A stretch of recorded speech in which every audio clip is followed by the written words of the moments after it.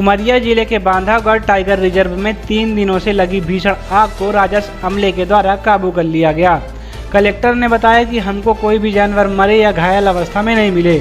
वहीं अन्य जीव विशेषज्ञ ने बताया कि जानवर मरे हैं, कुछ जंगल छोड़कर भाग गए। उमरिया जिले के विश्व प्रसिद्ध बांधवगढ़ टाइगर रिजर्व में 3 दिन से भीषण आग की चपेट में था। खितौली रेंज से लेकर गेट नंबर 4 तक कुछ एरिया धमोखर रेंज तक जोन बफर जोन में कहलाता है, जो पूरी तरह जलकर खाक हो गया। सैकड़ों की तादाद में जानवर आग की चपेट में आकर मौत की गाल में समा गए। वन्य जीव विशेषज्ञ वंदना द्विवेदी ने बताया कि हम 1996 से बांधवगढ़ में वन्य जीव संरक्षण का काम कर रहे हैं और आज तक इतनी भीषण आग हमने नहीं देखी जितनी अभी 3 दिन में लगी है। यह सामान्य घटना नहीं है। भारी मात्रा में जानवरों की मौतें हुई हैं और कुछ जानवर तो आग के चलते भटक कर कहीं और चले गए। हमको भी अपना आवास बनाने में काफ़ी परेशानी का सामना करना पड़ेगा। इसके साथ पर्यावरण को भी भीषण क्षति हुई है। इसको रिकवर करने में भी काफ़ी समय लगेगा। वहीं जिले के कलेक्टर संजीव श्रीवास्तव शासन प्रशासन से बंधे होने के कारण यह सब कुछ समान बता रहे हैं। उनका कहना है कि हमें फायर प्रोटेक्शन के लिए मनरेगा को अलाउड कर दिया है। फायर ब्रिगेड चंदिया, उमरिया, पाली को बुला कर लगा दिया गया है। साथ ही यह भी कहा कि यदि ज़्यादातर ज़रूरत हो तो SDRF, NDRF को बुलाएं। होमगार्ड को लगा दिया था। मैंने खुद SDF साहब के साथ दौरा किया था। आग नियंत्रण में है। मैं कुछ लकड़ी के गट्ठे सुलग रहे हैं। अभी धुआं निकलेगा। अब फैलने की स्थिति नहीं है। लगभग नियंत्रण पाया जा चुका है। वहीं जब वन्य जीव के मौतों के बारे में उनसे पूछा गया तो वन विभाग की तरफ से दलील आई कि हम जहां गए थे वहां कोई भी वन्य जीव मृत या आहत अवस्था में नहीं मिले हैं। एक तरफ आग लगी हुई है, दूसरी तरफ से जानवर निकल गए। जब मगधी गेट के बारे में पूछा गया तो कहे कि जिप्सी पेट्रोल से चलती है, इसलिए उसको मगधी की जगह गोंडहड़ी गेट से भेजा गया था और पर्यटक को कोई नुकसान नहीं पहुंचा।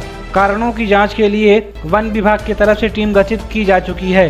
गौरतलब है कि पार्क के जिम्मेदार कुछ भी बोलने को तैयार नहीं है और जिले के कलेक्टर को बता दिए हैं कि इतना ही प्रशासन ढंग से बता पाएगा। लेकिन वन्य जीव विशेषज्ञ भी माने तो अनगिनत जानवरों की मौत हो गई है और पार्क तो लगभग तबाह हो गया है।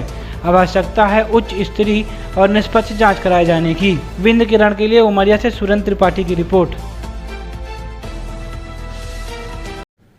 सुबह से फिर हमने मनरेगा में अलाउ कर दिया कि फायर प्रोटेक्शन का कार्य मनरेगा में कर लें।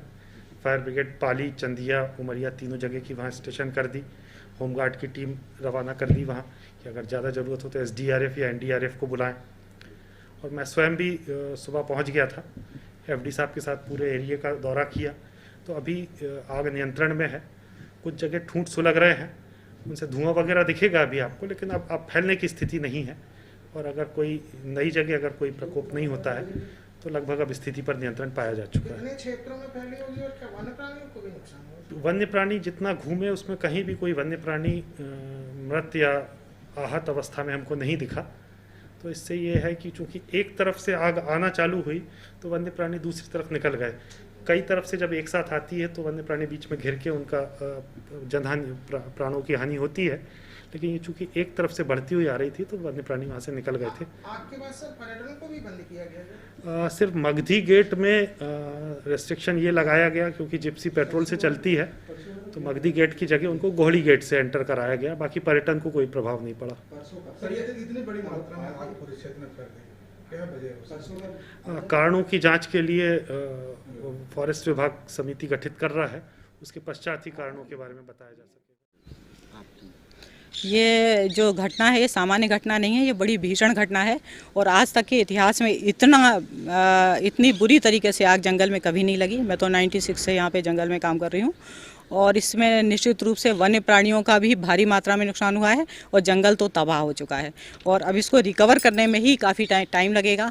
इससे पर्यावरण को भी नुकसान होगा और हमारे वन्य प्राणियों का तो नुकसान हुआ ही है और वो जो भीषण आग के चलते यहाँ वहाँ भटक करके गए हैं तो उनको अपना आवास स्थान बनाने में भी काफ़ी परेशानियों का सामना करना पड़ेगा।